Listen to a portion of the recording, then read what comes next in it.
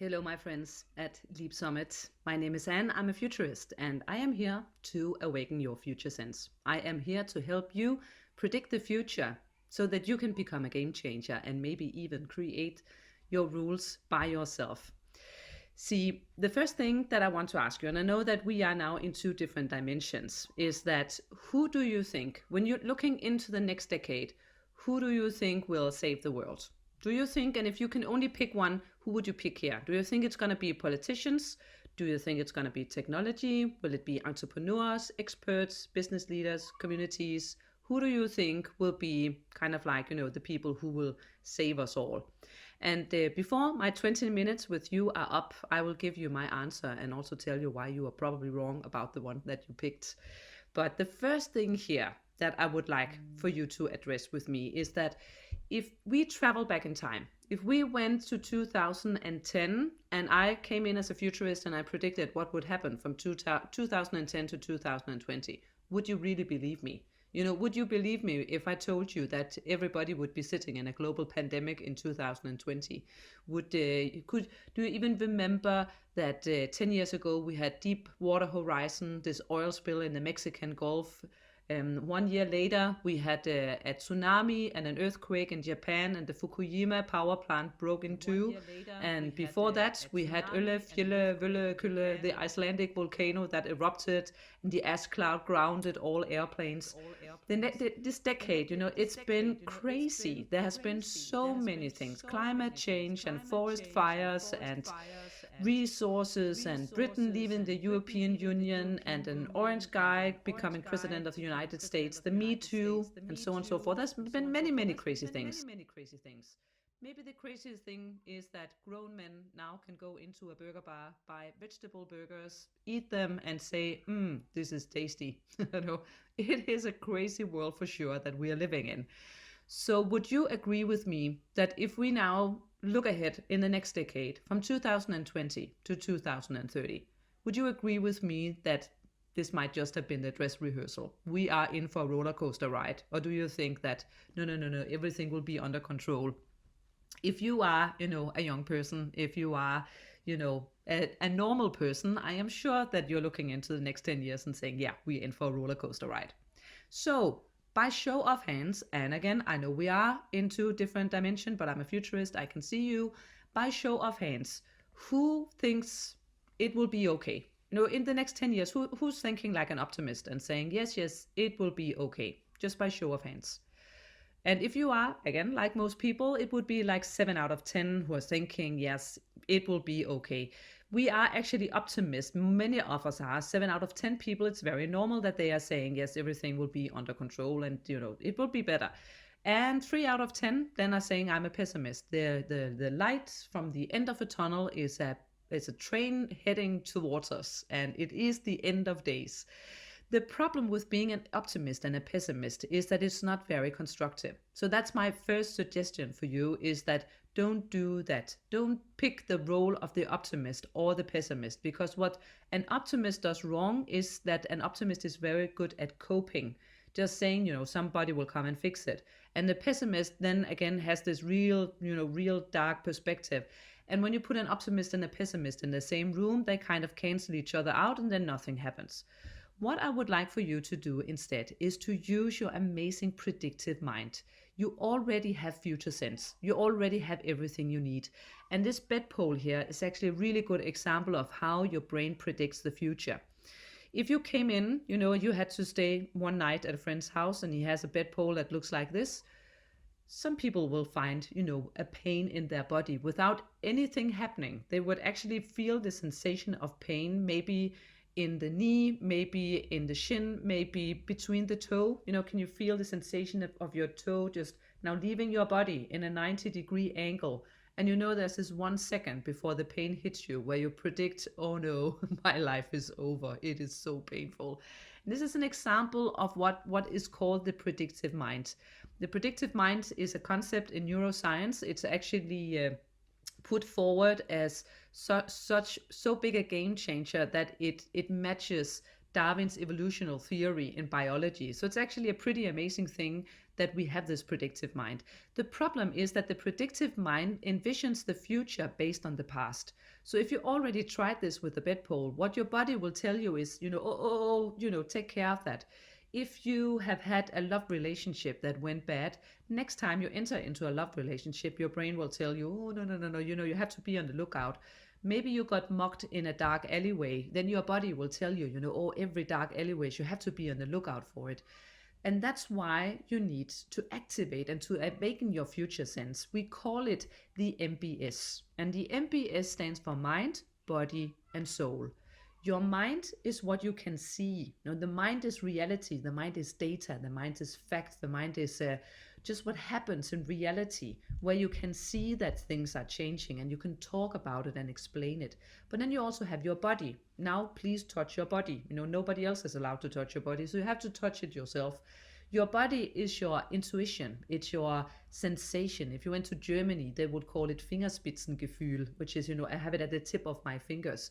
So you might be sitting in a meeting and somebody is suggesting we should do this in the future, and you're like, nah, can't really feel it, and you can't put words to it. But when you travel into the future, when you predict the future, you always travel with your senses first, and then afterwards your mind comes in and tries to explain what is there. So if we move only with the mind forward, it's only going to be the things that we see. You you have to jump out of it and then move your sensation, all your bodily, intuitions out into what is there that you can't necessarily describe. And the final one, your soul, we can call it energy or we can call it culture. That's actually the most important thing. That's where we start from. Your soul is your belief system. It's energy. It's the culture at your workplace. We can call it whatever we want, but we even say things like, my soul wasn't in it.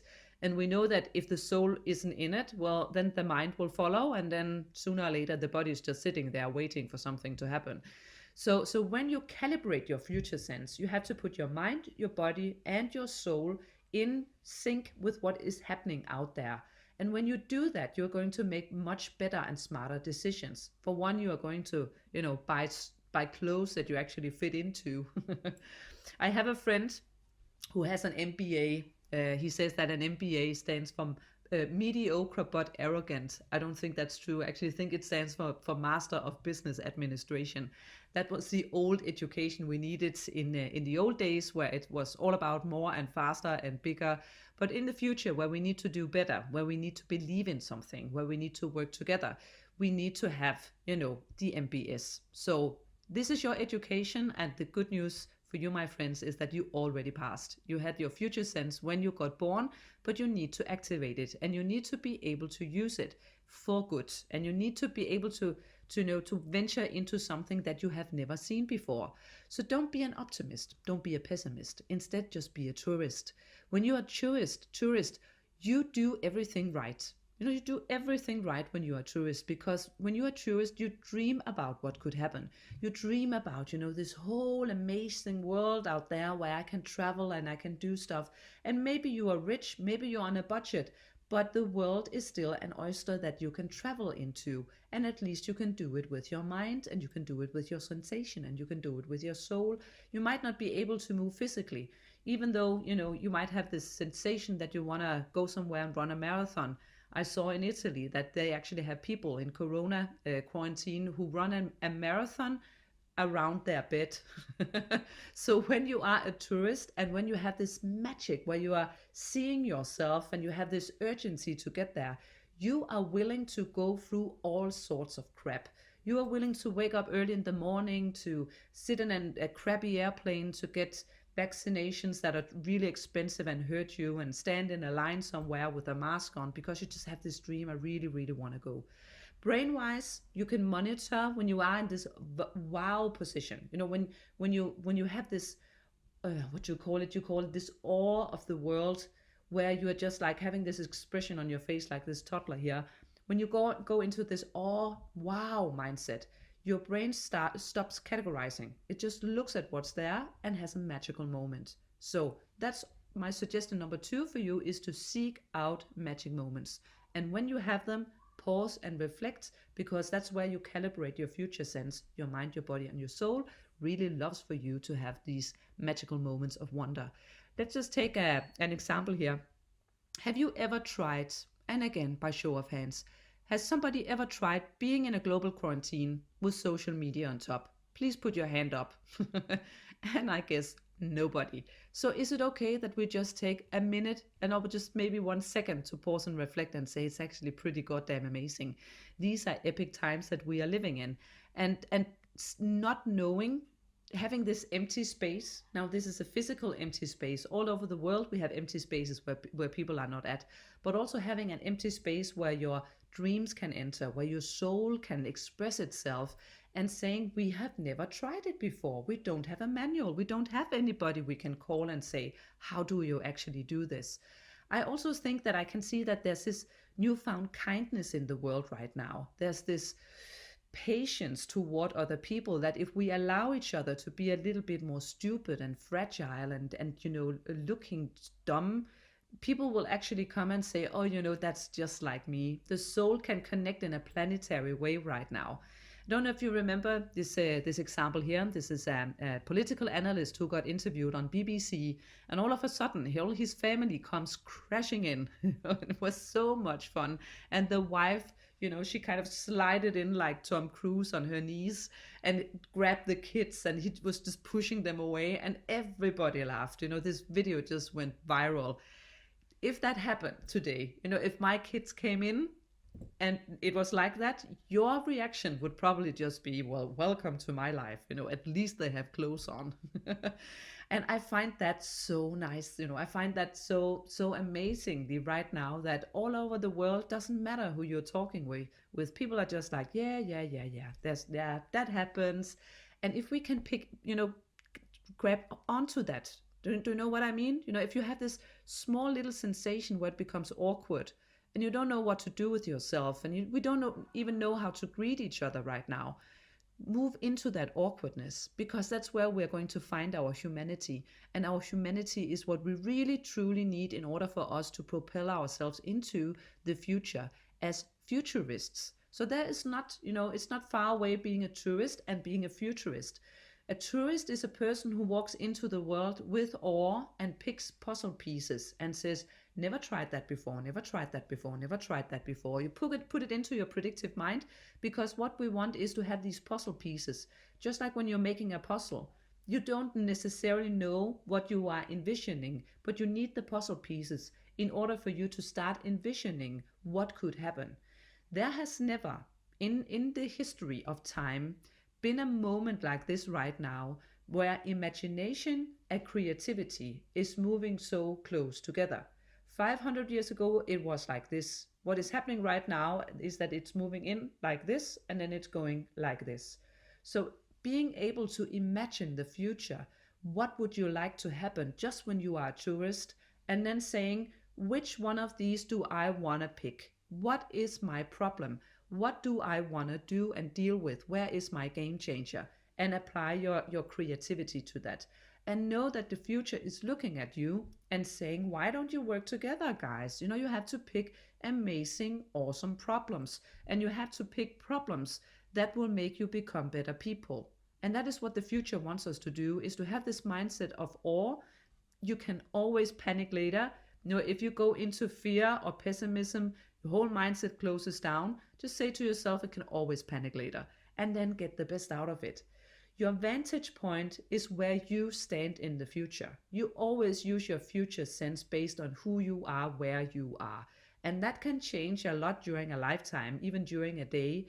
But I often hear when people see what's going on right now in the world, they take this stance that they can't do anything because the Africans are starving and there are many people who can't get a job, and then maybe also the Chinese are coming. And then I say, but okay, are you an African person without a job living in China? And then they go, no. Okay, so you're not allowed to take that vantage point. You are a 28-year-old dude living in Croatia with no money and big ideas. Pick that, because that's much more realistic, and then get the best out of that. So who are you in the world, and who does the world need you to be? What problems would you like to address? Start with that. Start with picking amazing problems and then ask yourself, who will I become if I lean into this problem? This is future sense. This is basically how it is supposed to. I have this clock down here. This is basically what it is. It is to stand here with your MBS, and then you navigate, you calibrate your future sense. So on the one point, you have two emotions. The one is irritation.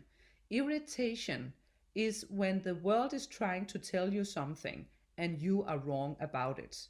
Magic is being the tourist. It's where you have this attraction. This is where I want to go. This is amazing. If I should give you an example, right now we actually have people on this planet who believe that the Earth is flat. They are connecting all over the planet because they all believe that the Earth is flat. And let's say that that was us. We all believe the world is flat. If I came in now and told you the Earth is actually not flat, and I have the pictures to prove it, you would find me really, really irritating. I would be super annoying to you. And that is why we should always be on the lookout for irritation, because irritation is where the cracks come in. Magic is the big driving force. This is where you know that this one trend is my game changer. So calibrate your future sense. Many, many puzzle pieces and trends, collect with the tourist mindset. And then when you find one where you're thinking, ooh, that's magic to me, you pick that one and you get going. Just give me one example here. I'm a biologist by education, and I really, really love this example. This is from the 1960s, and it is about a little old lady. She is sitting here. Her name is Rachel Carson.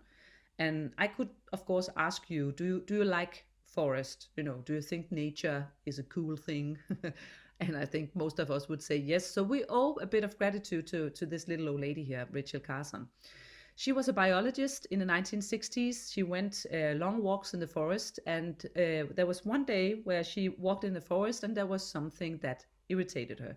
Something was a bit off, and it took her a few minutes before she realized what it was, because something was missing. And what was missing was there were no birds singing in the forest. And the reason why the birds weren't singing in the forest was because there were no insects. And the reason why there were no insects was because at that time, in the 1960s, many people believed that nature was just a garbage bin. They thought it was a never-ending resource you could take stuff out of, and then you could just burn it like you wanted to, and then just toss it back, and then, that would be the end of it. And rivers were actually so polluted that they would catch fire spontaneously. In Scandinavia, we had acid rain when I was a child. And she came in and she said, what, that's actually not a Google thing. She wrote a book about it, and that book is called Silent Spring. Silent Spring is the Bible of the environmental movement. Sustainability actually started with Rachel Carson because she had this idea that she wanted to change the game. And her true game changer was that she told the world that we can't be these overlords standing on the tip of the mountain pissing down the pyramid, because we are a piece of an interconnected, hyper-complicated web. And if we do something over here, it's going to impact something over there. She changed the world's mindset. And the really important point for you guys here is that her timing was excellent. So the mind, body, and soul, if you can anticipate what the world is ready to hear, what are we ready to start believing in? So believing, where your soul comes in, that's your choice. And if we in this world right now believe that we can come together and solve huge, amazing problems, then it's just going to be amazing, guys. There you are in for a roller coaster ride. So just to put some words on it, that's my final part for you guys. Here is some of the game changers that we see as futurists. One of the biggest game changer is that we are moving from more to better. We are moving from what we call tribal mode to planetary mode. More is all about playing Monopoly. It's about winning and others have to lose. When you're playing in tribal mode, you're always a bit scared. You're thinking we're running out of resources and the other guys are coming to kill us.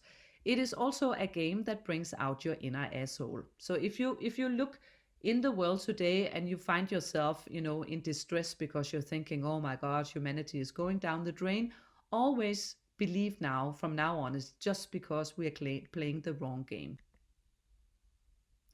The new game of the future is called Planetary Mode. Hello, my friends at Leap Summit. My name is Anne. I'm a futurist, and I am here to awaken your future sense. I am here to help you predict the future so that you can become a game changer and maybe even create your rules by yourself. See, the first thing that I want to ask you, and everything I need is already out there.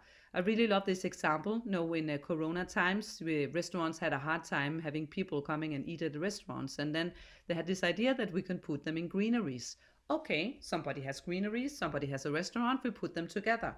It is not a matter of selling products anymore. It's a matter of solving problems. And when you solve the problems, know that you don't have to do everything yourself. You have to partner up with the right amazing people. So my suggestion to you here is to look from more to better. Look from tribal to planetary, and know that this is what we have to do. We have to choose epic problems. We have to train new skills. We have to invest in connectivity and this human magic that people can do something together that technology couldn't predict, and create a game we can all win without anyone losing. So coming back to the question, who will save the world, that we had in the beginning, well, of course, it's everybody. And I hope you got a little annoyed that I told you that you could only pick one, because maybe you felt in your body, in your belief system, that we are all in it together. And that is the right answer. If you are in doubt, move with the game changer from more to better. Just be a badass bumblebee, because right now everything is possible. Just have to experiment, and you have to carve out some time so that you can reflect about what it is that you do. Having this more spiritual mindset and connected mindset to humanity and being kind towards each other right now is super, super important. So this is your Futurist signing off. I hope that you enjoyed the ride into the future with me, and I hope to see you soon in the future. Bye bye.